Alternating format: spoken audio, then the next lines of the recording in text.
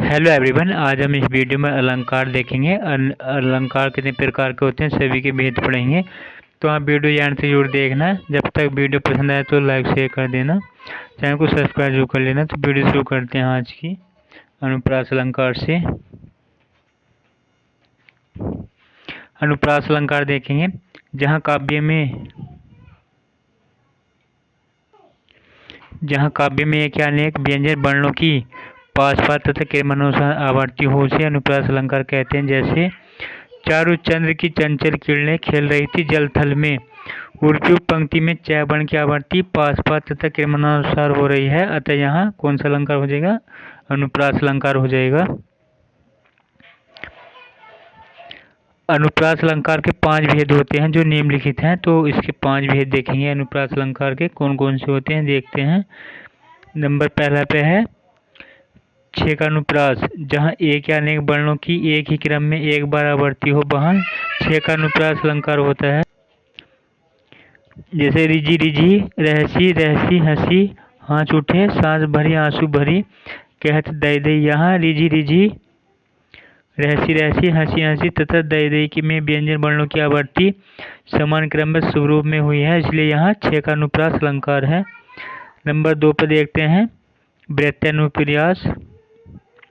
जहाँ एक या अनेक व्यंजनों की अनेक बार स्वरूप व क्रमतः आवर्ती हो वहाँ व्यत्यनुप्रास अलंकार होता है। जैसे कंकन कीकनी नूपुर धुनी सुनी, यहाँ पर न्याय की क्रमगत आवर्ती 5 बार हुई है और स्वरूप आवर्ती 3 बार हुई है यहाँ, अतः यहाँ व्यत्यनुप्रास अलंकार है। नंबर 3 पर श्रुत्यानुप्रास। जहाँ एक ही उच्चारण स्थान से बोले जाने वाले वर्णों की आवर्ती होती है वहाँ श्रुत्यानुप्रास अलंकार होता है। जैसे तुलसीदास श्रुति निशिदिन देखत तुम्हारी निठुराई, यहाँ तय द स न एक ही उच्चारण स्थान से उच्चारित होने वाले वर्णों की कई बार आवर्ती हुई है, तो यहाँ श्रुत्यानुप्रास अलंकार हो जाएगा।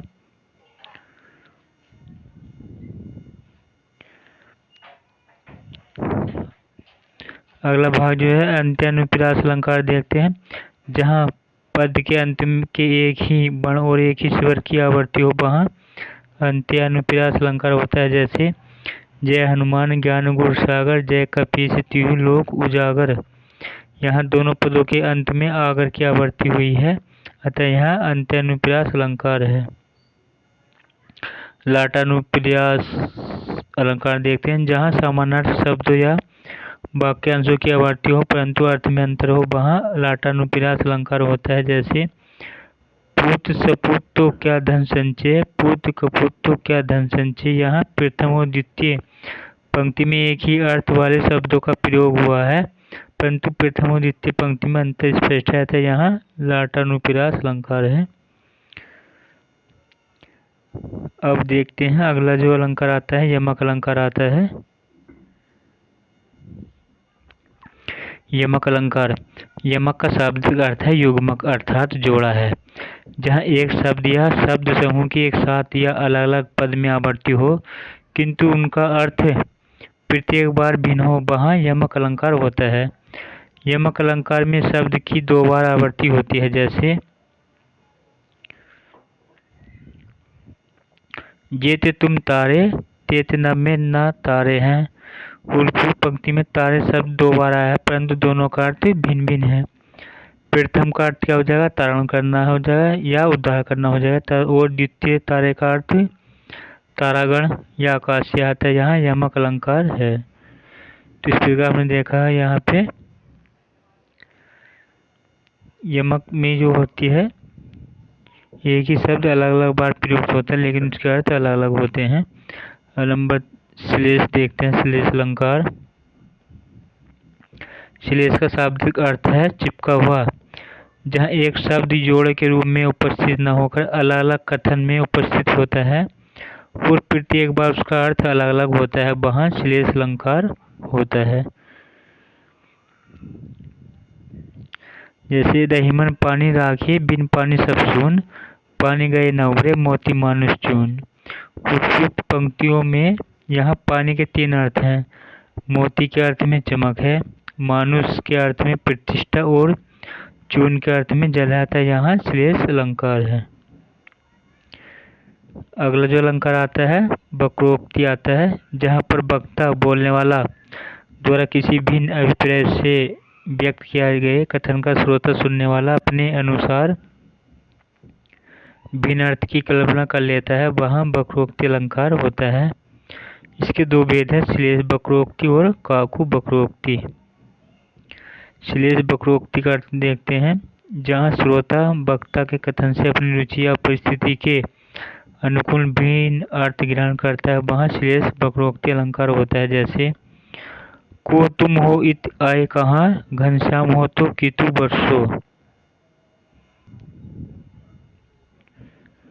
ऊर्ध्व पंक्ति में घनश्याम के दो अर्थ हैं, श्री कृष्ण और काले बादल। जहाँ श्रोता ने घनश्याम का श्री कृष्ण ग्रहण न करके काले बादल ग्रहण किया है, अतः यहाँ घनश्याम के दो अर्थ होने के कारण श्लेष वक्रोक्ति अलंकार है। दूसरा भाग आता है काकु वक्रोक्ति, जहाँ किसी कथन का कंठ की ध्वनि के कारण दूसरा अर्थ निकलता है, वहाँ काकु वक्रोक्ति अलंकार होता है। जैसे उसने कहा जाओ मत बैठो यहाँ, मैंने सुना जाओ मत बैठो, मत बैठो। उल्टी पंक्तियों में उच्चारण के कारण वक्ता ने कुछ और कहा और श्रोता ने कुछ और समझ लिया। वक्ता न रुकने के लिए कहा, जबकि श्रोता ने समझा कि उसे जाने के लिए कहा जा रहा है। अतः उच्चारण के कारण वक्ता और श्रोता द्वारा अलग अलग अर्थ ग्रहण किया गया है, इसलिए यहाँ काकु वक्रोक्ति अलंकार है। अगला जो है पुनरुक्ति प्रकाश देखते हैं। पुनरुक्ति का शाब्दिक अर्थ है पुनः दोहराना। जब किसी काव्य में सौंदर्यता उत्पन्न करने के लिए एक ही शब्द को दो बार दोहराया जाता है, वहाँ पुनरुक्ति प्रकाश अलंकार होता है। इस अलंकार में शब्द की आवृत्ति तो दो बार होती है, परंतु इसके अर्थ में कोई परिवर्तन नहीं होता। जैसे ठोर ठोर बिहार करती सुंदरी सुर नारियां। पूर्व पंक्ति में ठोर ठोर की आवृत्ति में पुनरुक्ति प्रकाश है। दोनों ठोर का अर्थ है जगह जगह है, परंतु पुनरुक्ति से कथन में बल आ गया है। अगला अलंकार जो देखते हैं पुनरुक्ति व दाभास अलंकार देखते हैं, जहाँ कथन में पुनरुक्ति का आभास होता है, वहाँ पुनरुक्ति व दाभास अलंकार होता है। जैसे पुनि फिरी राम निकट सो आई। ऊर्ध्व पंक्ति में पुनि और फिरी का समानार्थ प्रतीत होता है, परंतु पुनि का अर्थ पुनः फिर है और फिर का अर्थ लौटकर होने से यहाँ पुनरुक्तिवाद अलंकार है। अगला अलंकार जो आता है विवक्षा आता है। विवक्षा जब किसी काव्य में आदर, हर्ष, शोक, आश्चर्य, घृणा, मन के भाव आदि को प्रकट करने के लिए एक शब्द की पुनरावृत्ति होती है, तो वहाँ विवक्षा अलंकार होता है। जैसे बार बार गर्जन वर्षण है मूसलाधार, हृदय थाम लेता है संसार, सुन सुन घोर ब्रज हुंकार। उनकी पंक्ति में बार बार और सुन सुन की पुनरावृत्ति हुई है। एक ही शब्द एक से अधिक बार आया है, जिसके वर्णन और बादलों का प्रभाव और भी गहरा हो गया है, तो यहाँ पर विवक्षा अलंकार था। तो शब्द अलंकार हमने पढ़ लिया। दूसरे नंबर पर आते हैं अर्थ अलंकार आते हैं। साहित्य में अर्थगत चमत्कार को अर्थ अलंकार कहते हैं, अर्थात जहाँ पर अर्थ के कारण किसी काव्य के सौंदर्य में वृद्धि होती है, वहाँ अर्थ अलंकार होता है। अर्थ अलंकार काव्य का अर्थ पर आश्रित होते हैं।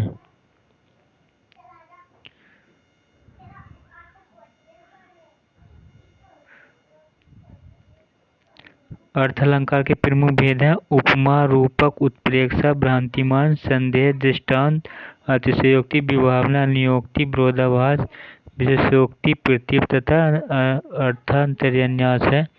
तो इस प्रकार आज हमने जो है शब्द अलंकार पढ़े हैं। कल जो है अगली वीडियो में अर्थ अलंकार पढ़ेंगे। तो आज की वीडियो में ये एंड होती है। आपको वीडियो पसंद आए तो लाइक शेयर कर देना, चैनल को सब्सक्राइब कर लेना। Thanks for watching this video.